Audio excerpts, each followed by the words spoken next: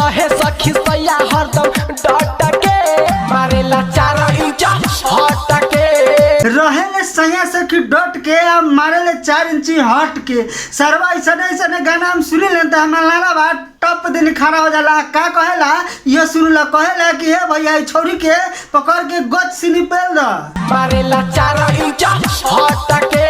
तब भाई लोग हमरा के एगो बात बताओ कि ऐसा गाना सुन के हमनी के मूड खराब होई कि ना। सब केहू जानता कि दुनिया में मतलब कि ज्यादातर के इंडिया में आदमी के ज्यादा से ज्यादा 5 से 7 इंची 8 इंची के लाड़ होला। ई भौजी का कहती है कि 4 इंची हट के मारेले। एकर बतार जे बात 4 इंची हट के मारेले तैयो इनकर मन खुश हो जाले। एगो बात बताई भाई लोग कि 4 से 5 इंची के लाड़ हो या 8 से 10 इंची के लाड़ हो और 4 इंची हटिए जाए तो मजा कैसे आई। हमरा के एगो बात बताओ, ई लोग ससुरी हमनी के एकदम से पागल समझ के बैठल बा। कहतिया एक ओरी से रहे सैया हम डट के अब मारे ले तो 4 इंची हट के मारेला 4 इंच हट के। सोचिए कि अगर किसी का 4 इंची का लाड़ होगा और वो 4 इंची हटिए जाएगा तो घुसाएगा कितना बहनचू। रहे सखी सैया हरदम डट के। हम तो कहता नहीं ऐसा माल के निहुरा के घोप से नहीं घोप देवे के चाहिए आ बाद में कहे के चाहिए ना हम ना घोप लिए, हम तो 4 इंची अलग ही रही है माने 4 इंची हटिए के घोप लिया तो घुसल कैसे।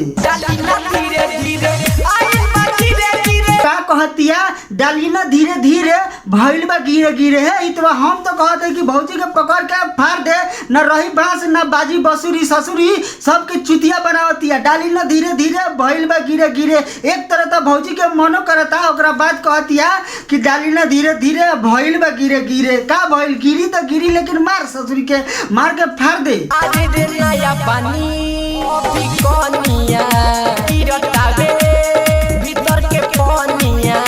नया बानी अभी कनिया गिरत आवे भीतरी से पनिया। ऐसा छिनार के निहुरा के मारल जाला गड़िया। मन बड़ी करे भीतरी से डरे। मन बड़ी करे आ भीतरी से डरे। एकर मतलब ई भइल कि भौजी के मनो करता आ डरो लगता है। भौजी हम कहत है कि मरवाओ के मरवाओ ना तो गान लाग ला लेके भाग जाइए से हम तहनी जैसे माल पर थुकता नहीं समझ गेला। एगो तो मरवाऊ के मन करता एगो डरो लगता जा रे घोपवा वाली सब। आजे दे नया पानी अभी कोनिया। अगर नया बारे तो अभी रहे दे 2-4 दिन बाद पेलल जाए लेकिन ना तोरा तो अब ये पेलवाहू के बा डरो लागता तो हम का करी। फाटल जगहिया के कथल रात भर तू खटला अब फाटल जगहिया के चटला। अरे छतरी हम जानत रही कि तोर जगहिया फाटल बा लेकिन हम कहत रही कि साइकिल चलावला से फाट गेल होई लेकिन ना ई तोहर नैयर के यार फरले रहे।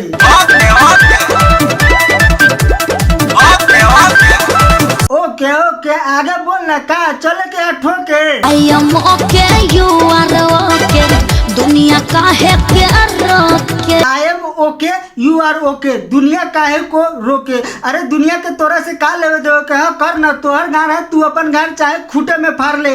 बाद में ना कहिए जब छोरा तोरा के ले जाई सरे में आ पेल के ओघरा दी जब तोरा घर मार के ठोकरा दी तब बाद में ना कहिए कि हमरा साथे धोखा भइल बा हम करे प्यार को के भोंक के छोड़ देले बा। I am okay, you are okay. दुनिया काहे के रोके। अरे तो तोरा के रोकत के बा हम ही पागल है जे तोरा पर वीडियो बनावत तारी जब तू जानत रे कि you R okay I am ओके तो दुनू गोटे ओकरा बाद तो सब केहू जानता कि ओकरा बाद का होता आई एम ओके यू आर ओके के बाद बसवारी में लेके ठोके और ठोके के बाद छोड़ देवे। I am okay, you are okay. अब भाई लोग ये बात तो सब केहू जानता कि आधा से ज्यादा लोग प्यार करे ले और बसवारी में ले आके चाहे केहू शहर में ले आके ठोक ठाक के छोड़ देवे ले। तू ना जानू रहब तो हम होके। ओके आज लौड़ा ओके आई एम नॉट ओके हमू ठोके। जैसे वो बेचारा पीछे से ठोके वैसे हमू ठोके लेकिन आगे से ठोके। ओके तो हम होके। ना यार देखा तारा हितवा कैसे पीछे से ठोके के पूरा प्लास्टिक करता और वही में कहता ओके तुरी दिहल नाए पलंग सोहागा वाली रातिया। तूर दिले नए पलंग सुहाग वाली रतिया। अरे भौजी तू हमने क्या बात बताओ कि सरवा तोर जो मर्दा बा उ तोरा के पहले गल रहे कि पलंगवा के। तुरी दिहल नाए पलंग सोहागा वाली रातिया। ना यार भाई लोग हमरा के एगो बात बतावा, आज तक के कोनो छोरा से सुहाग रात के छौरी के सील ना टूटल। आई भौजी का कहतिया कि हमर सैया जी पलंग तोड़ देले, उ सरवा तोरा के करे गइल है कि पलंगवा के करे गइल है रे। कच्चे बटे हमरो मिरिया नहीं कोइले उतनी को फिकिरिया।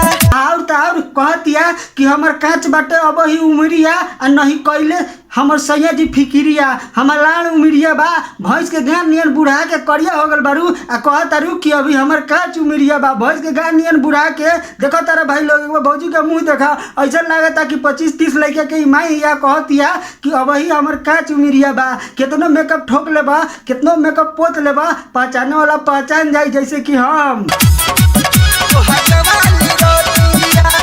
ना यार। हमरा कहे के मतलब ई बा कि अगर सैया जी तोर पलंग तोड़ देले बा तो ई वीडियोवा में टूटले फुटले पलंग के सीन दिखावे के चाहिए कि ना दिखावे के चाहिए ना। लेकिन देखा तारा ताजा ताजा पलंग के सीन दिखावता नया नया, और ऊपर से कहता कि पलंग तोड़ देले बा। धैले कोमल कलैया पहिले मान मानी। सीधा सीधा कहा नहीं क्यों कहत, सीधा सीधा कहा ना कि एने ओने ना हमर सामाने में लार हुर देले बा। लाज के बात कैसे कही, लाज के बात कैसे कही ना ना अभी ले जोन कहलू है उ लाज के बात ना रहे, उ तो 76 ही बात रहे। उ तो तोरा सुहाग रात में ठोका ठोकी के बात रहे, ठोका ठोकी के बाद लाज के बात होकबे न करेला। लाज के बात तो होखेला खुशी के बात। धैले कोमल कलैया आ होई सरवा बीच में आके कहेला दांत चियारता। अच्छा लगता ई सरवा सिंगर ह, माने ये गानवा गावता, सरवा के पगे ज्ञान मराव के प्रोस्टिक ह। जो गरवा में फटता दरार। तो भाई लोग तोनी से बता दी, तोनी के मालूम ना हो कि आखिर दरार कहल का चीज के जाला।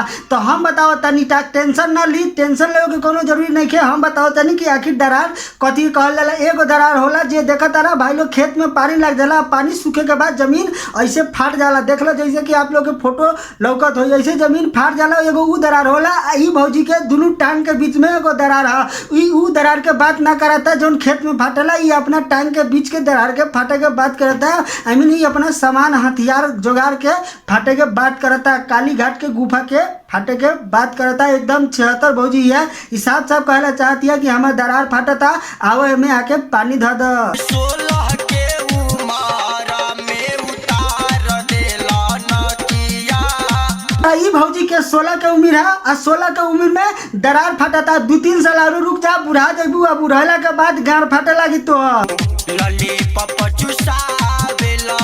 अरे भौजी उ लॉलीपॉप ना होई, तू लॉलीपॉप समझ के चूस लेवत हूँ अनहरिया में, लेकिन उ लॉलीपॉप ना रहेला। रात के केहू आदमी लॉलीपॉप ना चुसावेला, उ चुसावेला तो वो चीज होखेला, उ होखेला लाड़। लॉलीपॉप चुसावेला। लेकिन तू गलती करत हूँ, ओकरा के लॉलीपॉप समझ के चूस लेवत हूँ। बाद में मालूम चली जब ओकरा में से उजर उजर सामान चुए लगी, तब तोरा बुझाई कि लॉलीपॉप ना रहे, त हथियार रहे। लॉलीपॉप समझ के हम तो लाड़ धलेली।